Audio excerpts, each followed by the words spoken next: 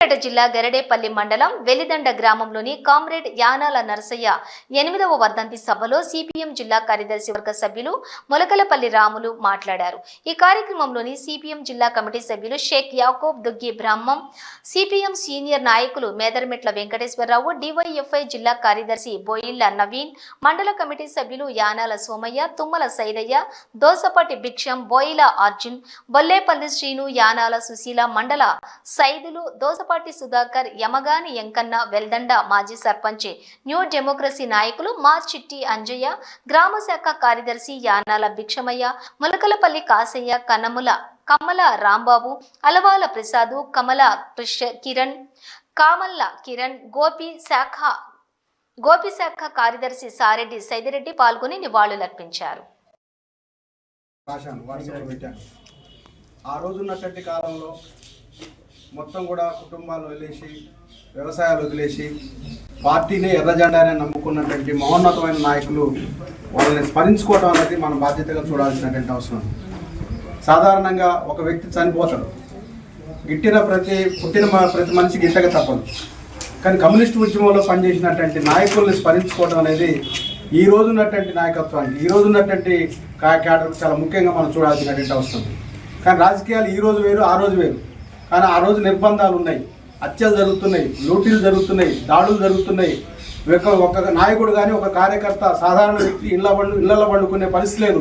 ఆనాటి పరిస్థితుల్లో ఈ నాయకులందరూ కూడా కలిసి ఈ దేశంలో స్వాతంత్రం కావాలి, ఈ దేశంలో స్వేచ్ఛ కావాలి, ఈ దేశంలో అనేకమైన హక్కులు కావాలి, పేదలకు భూమి కావాలి, కూలి కావాలి, రైతులకు గిట్టుబాటు జరగాలని చెప్పి పెద్ద ఎత్తున పోరాటాలు జరిపిన చరిత్రను మనం ఒకసారి స్మరించుకోవాల్సినటువంటి అవసరం ఉంది.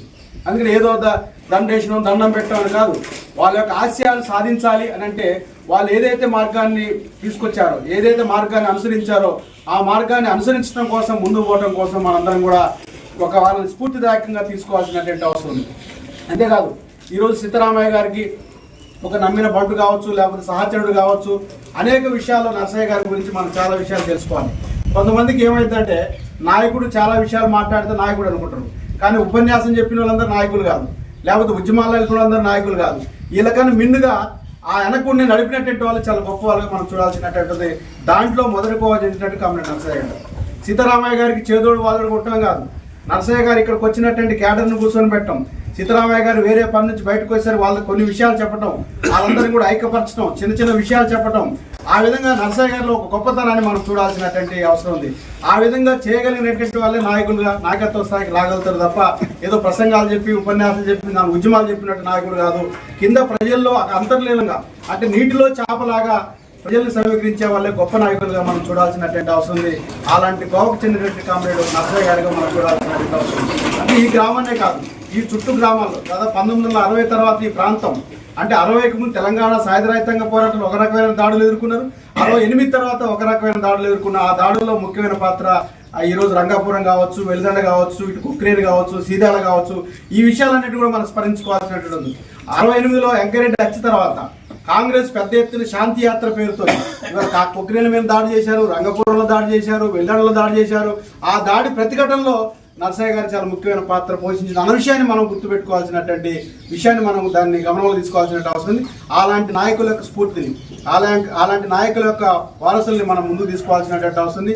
చాలా మంది రాజకీయాలు వస్తుంటారు, పోతుంటారు, పార్టీలు మారుతుంటారు. కానీ మార్పిడి పడ కాదు, కానీ వీళ్ళ కుటుంబం కూడా చివరి దాకా అదైతే మేదరమట్ల సీతారామయ్య గారి వారసులుగా, అట్లనే నరసయ్య గారి వారసులుగా, ఇప్పుడు ఈరోజు సోమయ్య గారు కానీ, సత్యనారాయణ కానీ, రాజేష్ కానీ, సుశీలమ్మ కానీ, వీళ్ళందరూ కూడా ఎన్ని కష్టాలు వచ్చినా, నష్టాలు వచ్చినా, ఇబ్బందులు వచ్చినా మీ ఎర్రజెండా పక్కనే ఉంటామని తప్ప ఇంకో మార్గాన్ని కూడా ఎంచుకునే పరిస్థితి లేదు.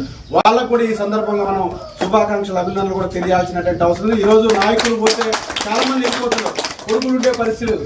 కానీ అలాంటి స్ఫూర్తిదాయకాన్ని ఈ కుటుంబం, ఈ ప్రాంతంలో ఈ కుటుంబం నిలబడుతుంది. వారికి మరోసారి మన జిల్లా కమిటీ తరఫున అభినందనలు తెలియజేస్తూ, సోమయ్య గారికి మరోసారి, మన నరసయ్య గారికి మరోసారి సిపిఎం పార్టీ జిల్లా కమిటీ తరఫున విప్లవ జవాన్లు అర్పిస్తూ వారి ఆశయ సాధన కోసం మనందరం కూడా ముందుకు సాగాలని చెప్పి తెలియజేస్తూ సెలవు.